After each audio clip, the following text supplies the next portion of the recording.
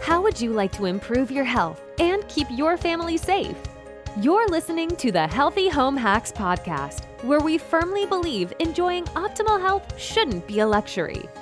Healthy Home Authorities and husband and wife team Ron and Lisa will help you create a home environment that will level up your health. It's time to hear from the experts. Listen in on honest conversations and gain the best tips and advice. If you're ready to dive in and improve your well-being and increase your energy, you're in the right place. All right, here are your hosts, bowel biologists, authors, media darlings, vicarious vegans, and avocado aficionados, Ron and Lisa Beres. My guest today is Ron Beres. Ron is the hunky husband of yours truly, Lisa Beres. We live in Orange County, California. And Ron, my husband, loves the fantasy realm. And he also loves football. And by no coincidence, he likes fantasy football. He revels in making other people laugh. He enjoys avocados, but French fries are his true love. Oh, and he recently sharpened his culinary skills and today is quite the vegan cook, if I do say so. Ron does yoga and Pilates with Lisa because he's really that kind of guy, but he prefers the gym or a hike.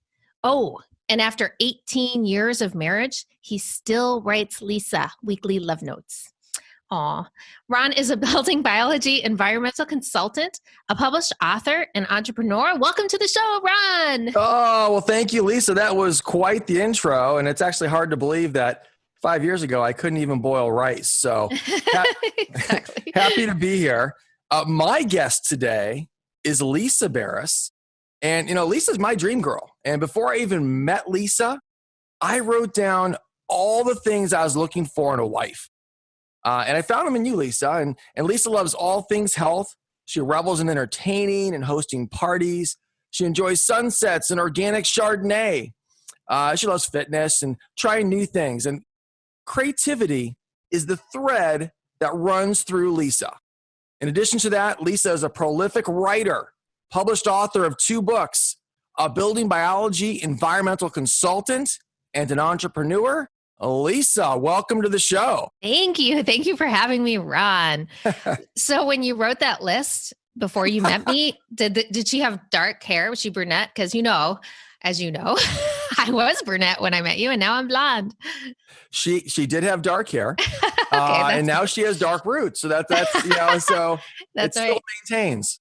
Well, welcome you guys. We really wanted to give you a little background about us so we can get to know you better and how we got started in our health journey. So just to share a little background about how Ron and I got started. Over a decade ago, let's go back actually a little more than that, I was a very healthy person. At least I thought I was. In fact, my then fiance, Ron, used to call me the poster child for health. Now, Lisa, I'm pretty sure I called you hot tamale. Okay. Well, you didn't tell me that when we were dating, but thank you. So I was working as an interior designer and my goal was to make people's homes look beautiful. I was active. I was healthy. I was a vegetarian. And the perfect date for me was a nice candlelit dinner of organic cuisine. So after dating the man of my dreams, I wanted to move closer to him. I found this adorable, charming little beach cottage. It had a fresh new coat of paint, newly finished hardwood floors, new carpeting, a cozy little cute gas fireplace in the corner, new white vinyl windows and sparkling white new thermofoil kitchen cabinets. Proof positive. It had the new home smell. And to make things even better, I was so close to my fiance, but things just weren't right. After moving in, I was always feeling tired and depressed and sick and just plain blah. So I started visiting doctor after doctor after doctor, trying to find out why after moving into this house, my health started declining. But I left each visit after being poked and prodded and loaded up with prescription drugs and vitamins, and I didn't feel any better. In fact, I felt worse. Then my birthday arrived. Time to ask for the number 1 gift on my wish list. Oh, diamonds. No, an air purifier. And I know Ron was really happy about that because it was a lot less expensive, but that's what I wanted. And with each healthy change to my home, switching to non-toxic cleaning products, purifying my water, organic bedding, and more, I started feeling energetic and more vibrant. And I began listening to my senses.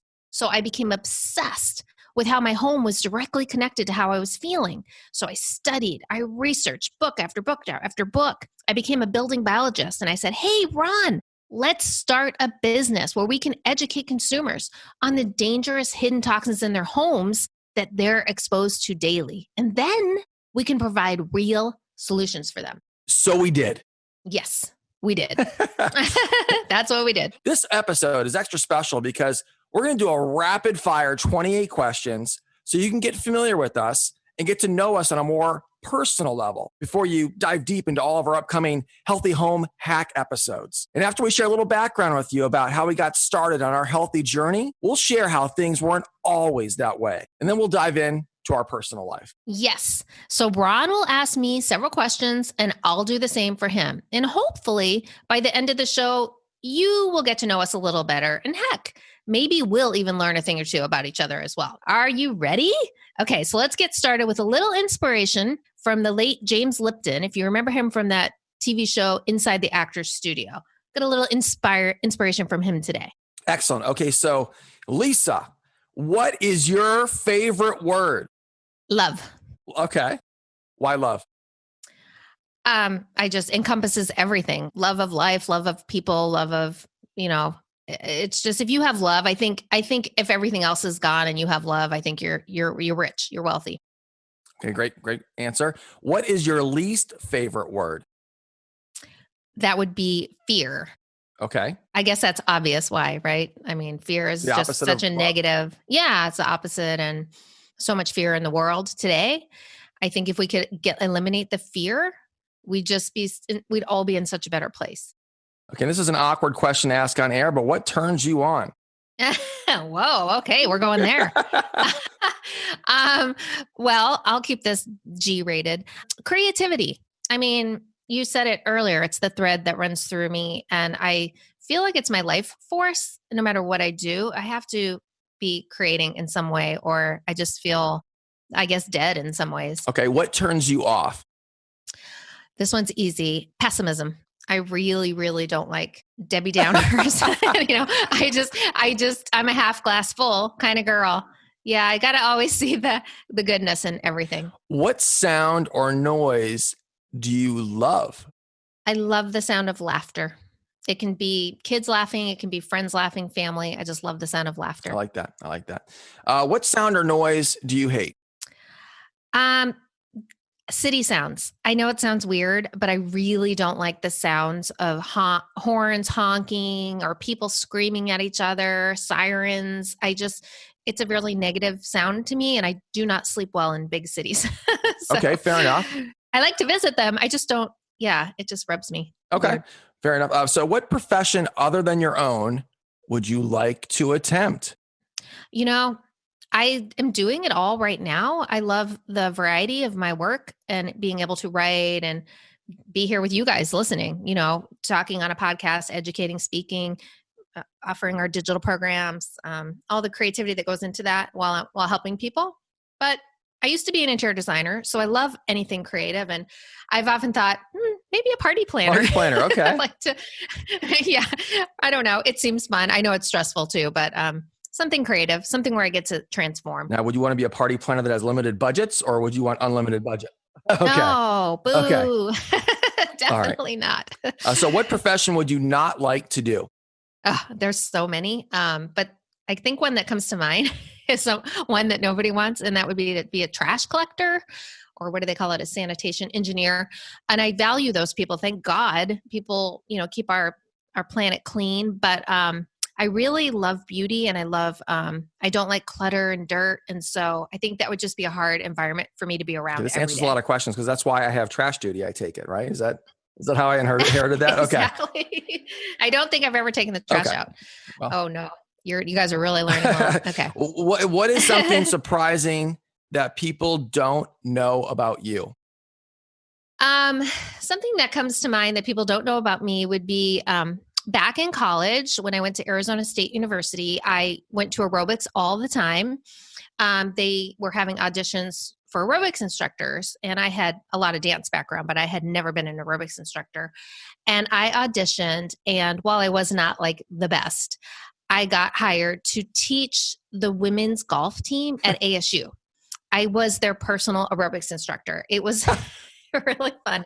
And they were these girls, they didn't know if I was good or not because they were kind of new to aerobics too. So together we learned, together we learned and got better. I had an evening class at I think it was 8 at night, and I taught them once a week. Wow. And I'll throw in another fun one that people definitely would not know about me is that I was an actress when I first moved to LA and did a variety of different things, as all actresses do, voiceovers, commercials, you name it.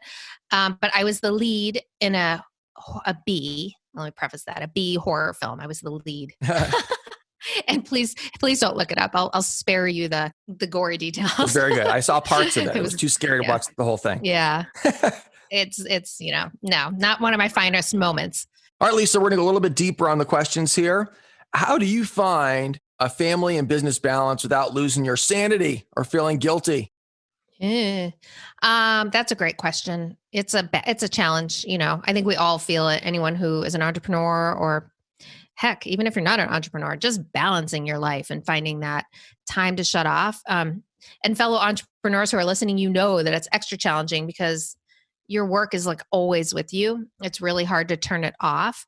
The tools that I find that work are definitely meditating. If I don't meditate in the morning, my day is so different and chaotic, and I get into a very reactive energy.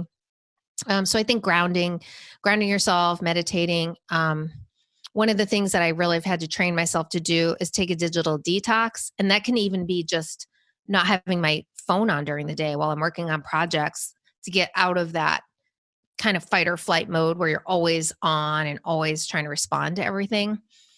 Another thing that I've been doing more of lately is getting out in nature and really finding how much that balances your body, your mind, your spirit. Just that connection to nature can change your whole energy very quickly, actually. And then I know for us, Ron, we have to have conversations where we say, okay, enough. We're not talking about business. It's our evening or it's our weekend, no more talk. We were really bad in the beginning when we started our business together, right? Oh yeah. We had a retail store, an online retail store, and we never turned off. We talked about work like a lot of parents on the parents listening, you probably are always talking about your kid. It's the same thing. It's hard to shut it off, but you notice a big difference when you give yourself that space and, let your mind rest from those thoughts all the time. It's hard to create if you're not balanced, right? Do you find that, Lisa? Oh my God, yeah. It's impossible. I mean, you could create, but it's a different kind of creation when you're balanced and you feel settled. And for me, I have to really have a order because I'm a Virgo. So are you? Too. We're Virgos.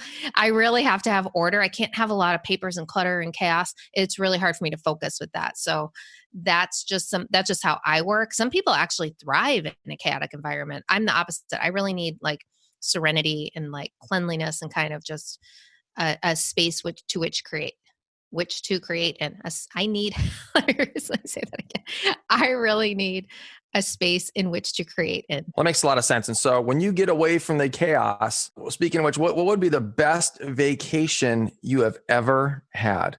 I'm curious if you're going to say the same thing. I'd say hands down our wedding and honeymoon. I know it's so cliche. I want to have a better answer, but I had to be truthful here.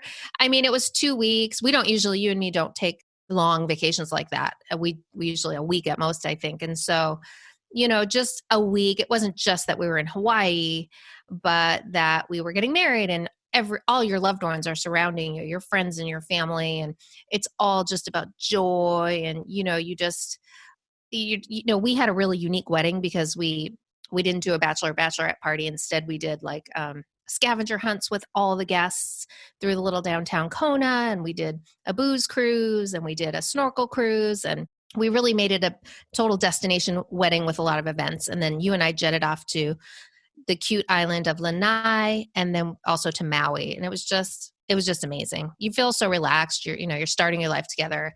It's pretty hard to top that. No, it really is. That was really complete because we had the balance, like you said, of the family and us and just a well-rounded trip of just joy. Yeah. Okay. So what's the biggest mistake you've made with your health and the single best thing you've ever done for your health?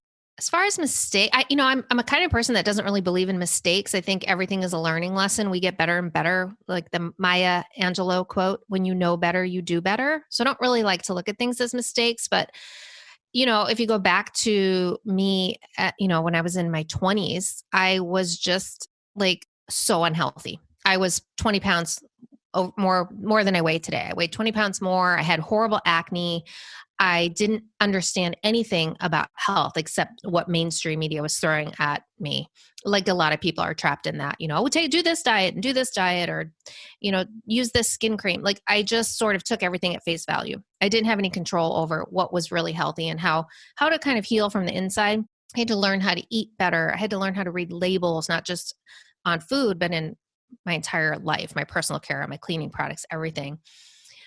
So I'd say that was the mistake because I had a lot of issues. I mean, I was on acne medication and, I just kind of got sick a lot and I had a lowered immunity and all of that. So the best thing I ever did was obviously become a building biologist and start this business with you and discover, how these toxins are affecting us every day and how we all have a responsibility to ourselves. I just read a quote the other day, the government's not responsible. The government isn't responsible for your health. You are. And I think whether you say the government or the medical system or whatever you want to put in there, you have to take responsibility. It's time for you to read labels, to understand how to create a healthy environment and do those steps. And, all the things that Ron and I teach, it's everything. It'll change your life. I did a 180 after I cleaned up my home and my life. Wow. Beautiful. And I'm vegan. So I'd say I got to throw that in there too. Going vegan was definitely one of the best things I've ever done. Great answers. Okay. I'm not asking you this because I don't know, but I wanted our viewers to hear about this. How did you and I meet and why do you think we connected so well? Okay. Well, I know you know how we met, but for the listeners, Ron and I met in Hermosa Beach, California, a little beach town. And I was out with two of my girlfriends and he was out with his brother and a roommate, and they had just moved here from Northern Virginia.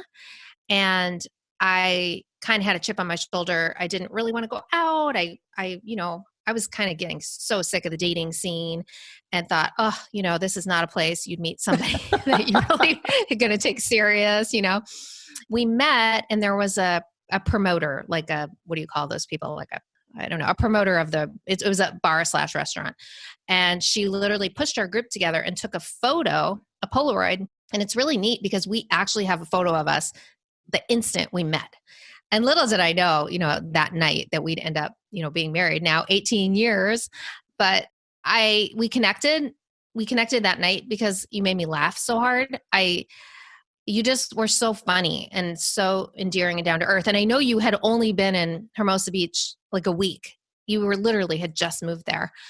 And my friends were like, "Oh, Lisa, this guy's a player. He's a beach guy, lives in a bachelor pad on the beach. Don't take this guy too seriously." So I was like, "Oh, I know, don't worry." And then when you invited me on our date the next day, I think, or 2 days later for lunch, you were the consummate gentleman pulling up my chair. It was like a 180. So not a 180 from when I met you. I mean, just from my perceptions. I do want to add to your story really quick though. So I know you think that it was an accident how we got grouped in that picture. But I certainly, I scoped you out with your girlfriends, positioned myself with the photographer to capture that moment. And it is funny how it looks like we're a couple from the first second that we're in that photo. Yeah. Yeah, it was not an accident. Yeah. Girls, these things that you think are just haphazard, these guys are stalking and trying to get to know you. You have no idea. We're so oblivious. We're like, but yeah. So, and then now, like as being married 18 years, like I think we connect because we laugh. Laughter is the thread of our marriage, but also we help each other grow. I just don't think of us as just a marriage. I think of us as spiritual partners who really help each other, push each other when we need to, help each other be better. We want the best for each other. We respect each other. And, we've really grown so much together. So much of what we're talking about today, we did together, so that's amazing. Don't cry. I know you're getting emotional. Okay. Next and final question. What was the reason you decided to go vegetarian at age 17 And then when you went vegan also 4 years ago as well. What were those two reasons? Well, I grew up in a home, like a lot of people, where we were served a meat dish, meat, seafood, or chicken at every dinner with a vegetable and maybe a starch, like a potato or a roll or something. And that was just, we had dinner every night together as a family. It was just our ritual. And I never, ever liked meat. In fact, my mom told me when I was a baby, I didn't like the meat baby food, which is pretty profound because I didn't even know that until years ago. But I hated eating the meat at dinner. And my parents, of course, thought they were doing a good thing. And they made me sit at the table until I finished my food. And I just didn't really like any of it. And so to compensate, obviously I ate junk food and bad food. And the day I left to go to college was the last day I ate meat. I said, I'm never eating meat again. And for me, it wasn't so much about animal rights at that time. It was more about, I just don't like it. So it was very easy for me. And then as time progressed, I realized, hey, you know what? I asked myself one day, do you really like chicken? Because I was still eating chicken. Do you really like chicken? Or do you like everything that's on the chicken? And then I realized it's just the stuff on it. It's the sauces and the bread and all that. So I gave up chicken. Then little by little, I gave up milk and dairy and eggs. And the last thing was seafood, which we were pescatarians, you and me, Ron, for a long time, most of our marriage. And, everyone's like, oh, the omegas, you got to get this. The fish is so healthy. I had read so many articles about how unhealthy seafood is today. I mean, whether you're doing farm raised or wild caught or this or that, it's either polluted, it's got not just heavy metals, but even pharmaceuticals showing up in fish and just so many nasty things. So the fish isn't the seafood that that used to exist. And so I said, that's it. Let's try it. Let's give up seafood and see how we do. And 4 years later, here we are. We are full vegan. We haven't eaten any animal products for a little over 4 years. And I've never felt better. And also I'm really, really proud of us because we are big proponents of animal welfare. So it's just nice feeling to know that you're not contributing to that. And I know it's a process for anyone listening. There's no judgment here. I mean, it took me that long to become a vegan. It's a process and you have to do what works for you. But, I'm really happy with that decision. How's that for a long Wow. Impressive. Impressive. Yeah. Okay. So I'm going to turn the tables onto you and ask you the exact same questions. And so hopefully now you're prepared. Hopefully we'll get some honest answers here. Okay. So what is your favorite word? My favorite word is freedom. And I'll tell you why. And I really can put my finger on it, but really it's the ability to do what you want to do. And I recall when I was in kindergarten, looking at the first graders, thinking to myself, wow, they really have to do a lot of work. And I'm napping here on mats. I'm drinking Kool-Aid and eating cookies. And I'm like, hey, this is really big things. You have to do these things. And I remember thinking I really valued my freedom back in the day, even when I was in kindergarten. And so it's really having the ability to really choose what you want to do on a moment-to-moment basis. I mean, I've always been a hard worker, but at the end of the day, I always wanted to make those decisions, and freedom's really important to me. Yeah, I love that. I think that's so good. And you told me that early in our marriage, and I was confused back then. I was like, freedom from what? What do you need to be free from? You're free. And it's taken me a long time to understand what that really means. And it's freedom of choice. It's freedom of, owning your schedule, doing the work that you love to do. Okay. I'm sorry. I'm taking over your questions here. Okay. Let me move on to the next one. What is your least favorite word? Well, this is probably no shocker. I think my least favorite word is boss. Boss. And hopefully that ties into the freedom story. I really like to dictate and be the leader and chooser of my own destiny on a moment-to-moment basis, and prefer not to be reactive and rather be proactive in the life. So even a good boss, you just don't want to. Sure, of course. And I guess probably a good boss would be someone who's in alignment with what I'm trying to accomplish and do for that moment in that day. Yeah. And so, I have had a strong sense of always wanting freedom. And then boss, that doesn't really match all the time with freedom. So boss is my least favorite word. Wow. I did not know. I'm learning so much. Okay. What turns you on? And we'll also keep this PG. Okay. Thanks for the reminder about that. So humor and laughter. I mean, no matter if it's with family, with friends, I love being with you. I find it just an incredible situation to be with someone who makes me laugh and who also combs my own ego and laughs at my own jokes. Very important. But I really find you funny. I'm not just making it up. That's why we're I'm going to replay this later. Exactly. Next bad joke. Yeah, I know you love that. And what turns you off? What really turns me off is cruelty. And that's for a variety of reasons. You can think animal cruelty. You talked about being a vegan. That certainly was an inspiration for me because I just don't like the whole idea and concept of cruelty in any nature or form. Mm-hmm. I love that. Right. What noise or sound do you love? Well, the good news is I happen to live in an area pretty close to this sound that I love. And that sound is the ocean rolling against the Ooh. shoreline, or just that sound of the ocean. I did not know that. I mean, I don't think there's anyone who doesn't love that sound. It's really it's such a soothing sound, right? It just It's calms calming. you. Yeah, it really is. Yeah. Okay. And contrast to that, what noise or sound do you hate? An alarm clock.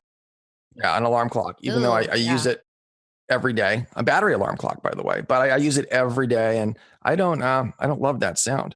Oh man, I'm with you on that one. I could have, yeah, maybe I should have picked that too. I can't stand that sound. And I think alarm clocks should be banned. I think we need like beautiful, soft music to wake you up in the morning. A lot of people use those lights that get brighter and brighter. So you're waking up to the natural vibes of the sun and our planet and all of that biorhythm. But yeah, it's weird to wake up and think you're going to have a good day when you've been knocked over the head with this annoying blaring sound. Next, what profession other than your own would you like to attempt? Okay, this is what I'm not sure if you're going to expect this one, but I'm certainly a huge fan of these investigative shows that look into aliens. So back in the day, there's UFO hunters, there was ancient aliens. So I would love to attempt to be a UFO hunter. So like in the back of my mind, I thought, wouldn't it be great to like check all over the globe to all these different spots that I've seen on these incredible shows and find out for myself what actually happened there and document it. So UFO hunter. What if you see the alien? What if you meet the alien? Are you still gonna? I'd be like, "Hello, Dad." No, I don't know. I guess I would. Dad. It's more about getting a better understanding as to what life is about that way. Because I think there's so much more than this. As great as this is, and all that, I've always been inspired by that. Yeah, I'm a fan of those shows too. A lot of people would maybe be surprised, but History Channel in general. Gosh, we're plugging here. We're giving some serious plugs. Okay, what profession would you not like to do? We know you want to be an alien hunter. Okay, this is really strange, and I don't know what it is. It's almost like a phobia in a way, but I would never want to be a truck driver, and more specifically, a truck driver that is like a semi truck driving. It's the reversing of the truck, and the trailer goes in the opposite direction. I've always been horrible at that. You're going to laugh. I had a couple different experiences in my earlier life when I was fortunate enough. I worked in the PR part of a radio station, and I had this incredible opportunity to drive the van for this radio station. But the catch was I had to drag this 21-foot trailer, which resembled a radio back in the day too. And not only that, I had to drive this within a parking lot of the radio station that basically drove by all the fancy cars in the world, Mercedes, Jaguars of all the presidents and the VP of sales and the host of the radio station. And I was petrified to do this because previously I'd worked there just doing the promotions part. And it was almost a promotion to become this truck driver. And I turned it down. And that's the reason why I left this incredible job. I was going to concerts, but that was the reason. I was petrified to reverse. It was that responsibility of accidentally banging into some of these cars because that is not my talent. My goodness. And so you didn't want to walk through the fear. You didn't want to try it. You just said, forget it. It's just too scary. So I attempted to walk through the fear and it became more than a fear. It was a problem with my ability. Oh, okay. Well, for those of you who don't know, and that's all of you, Ron, a little secret that I'll share. I hope he doesn't mind, is when Ron is driving and you're in the car with him, if you're the passenger and you have a conversation even if you're in the back seat, if you have a conversation with Ron, he will give you his undivided attention. He will turn his whole body and his whole head and stare at you and have a conversation with you while he's driving. I'm a people person. Okay. So so it's very scary. The first time you did it, I was like, what are you doing? Look at the road. But it's a really running joke in our family because everybody knows this about Ron. One time we were with your family and you were following your dad and your mom and brother in their car, and we were behind him, and you did it, and we were in Virginia, and you looked at me and you actually hit your dad. Do you remember that? You rear-ended your That's dad. funny. That's embarrassing. I was It was a driving little forward fender at that time. bender. I talk about reversing with a trailer behind too. So. Okay. Oh, okay. Okay. We'll go back to trailers. But anyway, that was a fun little thing. Okay. So no trailers for Ron. So is that your biggest fear, or do you have a fear that's bigger? No, that than was my biggest fear. And you talked about walking through a fear. It's kind of funny. I got to, in a roundabout way, walk through this fear of driving trailers because I was fortunate back in the day during college. I ended up taking an internship at Walt Disney World and as a tour guide at what was Hollywood Studios at the time. And they said, congratulations, you're going to give tours to 250 people every hour. Oh, but by the way, as you go through this 50-minute tour, taking people around the back lot of the Hollywood Studios, you're going to have to switch with the other tour guide and you're going to have to drive this 6-trailer vehicle through the back lot. And I walked through, I did do it. And the reason why I did it was because I had to drive forward. If I had to reverse with that, okay. No reversing. That was the reversing. It was the reversing. That would have been a deal breaker. Yeah, it was the reversing. That was really cool. You did that college intern. I know you had to memorize like a 33-page script. Right? That for was the tram. Great experience. I recommend it for anyone who is looking for a good college internship to look into Walt Disney's program. It's an incredible program. Excellent. That's great.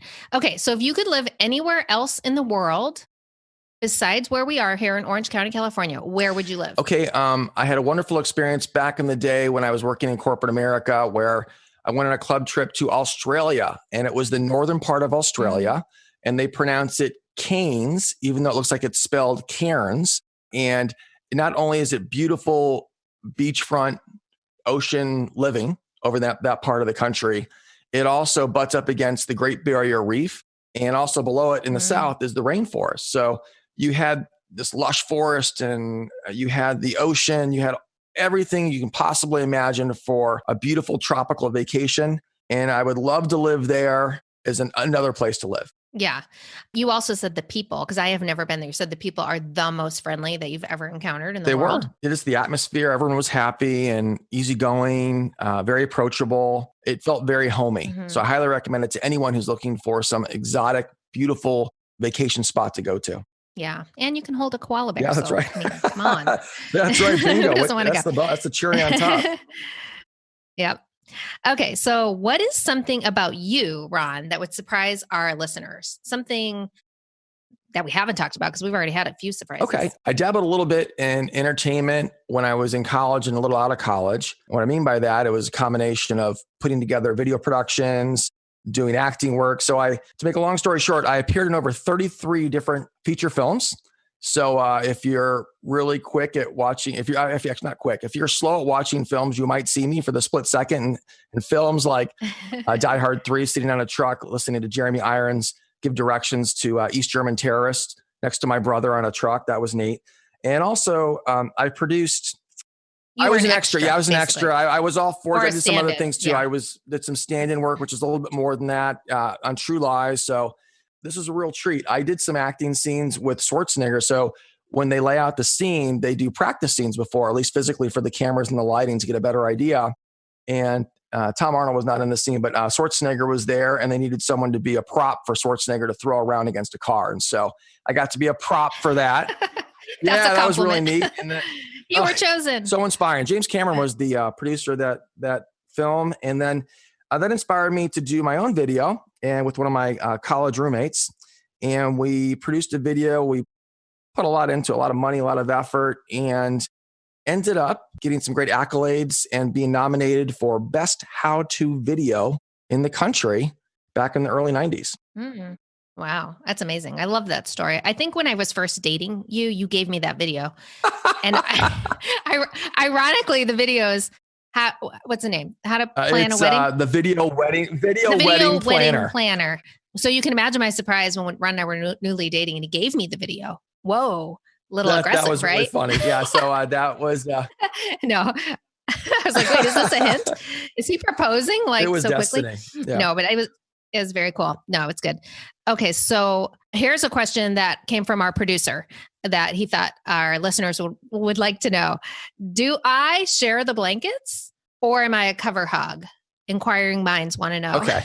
Let's put it this way. I think you're the most giving person when it comes to actually sharing content, sharing audio, sharing videos with all of our readers, all of our listeners. I mean, you're incredible at that. But when it comes to sharing sheets, I learned over 15 plus years ago, I will not survive the cold if I do that. So I have my own special blanket. It's the second blanket that I call my blanket just so I could sleep through the night. It's true. I am a total cover hog. I don't mean to be stealing it. I just love to roll myself in there. And I know Ron does. He has his own special blanket that we, crazy, but that's how it works. Hey, you know what? You do what works in your marriage. This is not just a blanket issue. I can tell you, we have a Cal King that we sleep in. It's a very large bed. And I find myself on the edge of that bed so often because the person next to me is sleeping, I don't know, horizontal or at least spread like an X. It's pretty interesting. It's true. It's true. Guilty as charged. Okay. Now, what makes your marriage with me so special? Do you like how I phrased that? Yeah, so that's wonderful. It's a very, very assumptive. And by the way, it is very special. So I do want to say to you, you're my lover, my best friend. You make me laugh. I love just enjoying life with you. I love doing the right things with you. I love traveling with you. I love the time we share with our friends and family.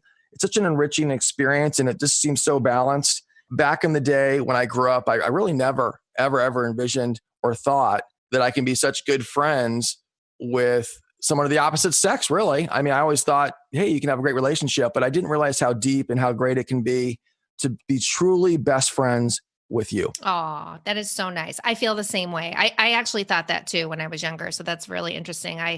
I didn't think I would get married when I was little. I always saw myself as a career girl. Isn't that weird? I liked career Barbie. I don't know, but maybe because my mom got divorced. I don't know where that goes back to, but yeah, I mean, marriage is incredible. When people say, oh, it takes work. It's so hard. It's so hard. I'm like, okay, well, everything good is, but it shouldn't be that hard. If a good marriage, you put work into like you do anything. But if you feel like it's so miserably hard, I don't know. I just don't feel like it should be that miserably hard.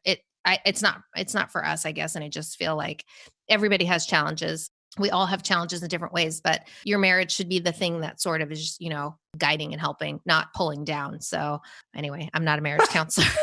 That's just my personal experience. Okay. And finally, if you could only do one thing differently when you first started your health journey, which was after you met me, although you kind of had dabbled in it before, what would it be? This actually applies to modern day too, but the example really is before you, because I certainly had my attempts, just not to the degree with you, but I wouldn't have made it so hard to be on this health journey. This is what I mean by that.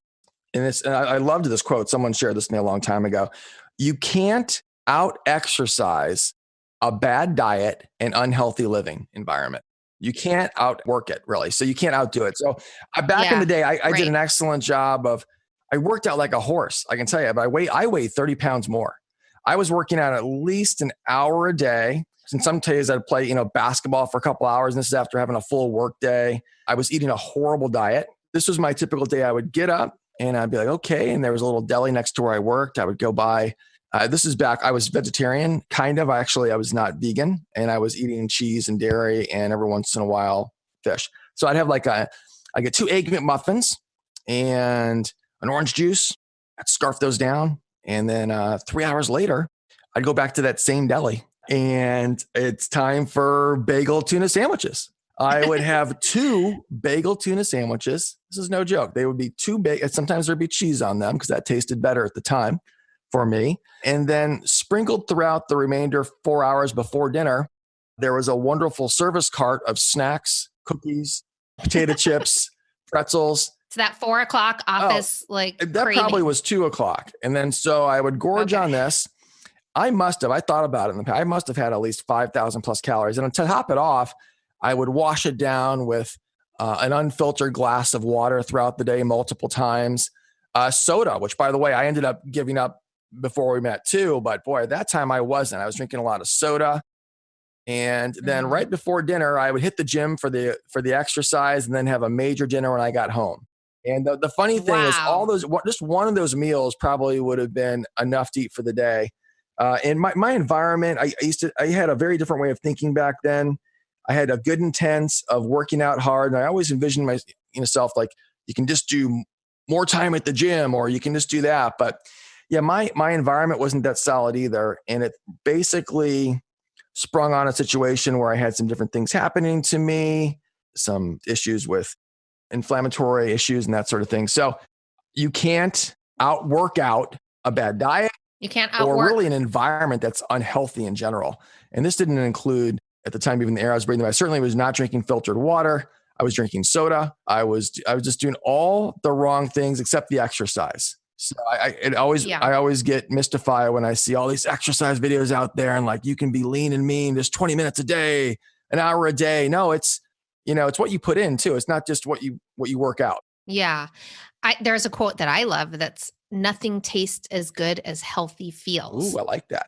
And I think, look, we just talked about a combined weight loss of 50 pounds between us. And that wasn't like a weight loss program. That was just lifestyle changes.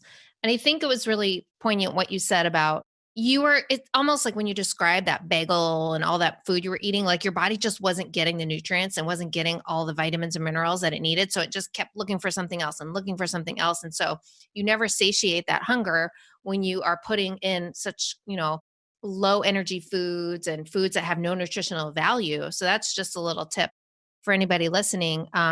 You'll eat less when you eat healthy, because when you eat something really nourishing, it sends the signal to your brain like, hey, I'm full. I feel good now. I don't need another. We eat a lot less now than even when we first met. A fraction. When I met you, the portions themselves were drastically lower. Yeah. That made a big difference, just to kind of just reduce some of the weight, right? And then yeah. And we work out less. I mean, we do work out, but we work out less. Yeah. It's a win-win. You save time, but gosh, that was great. Thank you for sharing. I loved your answers. I loved yours. They're excellent. That's great. Well, first of all, I want to thank everyone for listening today too. We really appreciate you being part of the podcast. Thank you so much for joining us today. We hope you got to know us a little bit better, a little personal look at our life. And we know we really enjoyed having you. So be sure to tune in next week for another episode to find out what the heck is going on in your home. This episode of the Healthy Home Hacks podcast has ended, but be sure to subscribe for more healthy living strategies and tactics to help you create the healthy home you've always dreamed of. And don't forget to rate and review so we can continue to bring you the best content. See you on the next episode.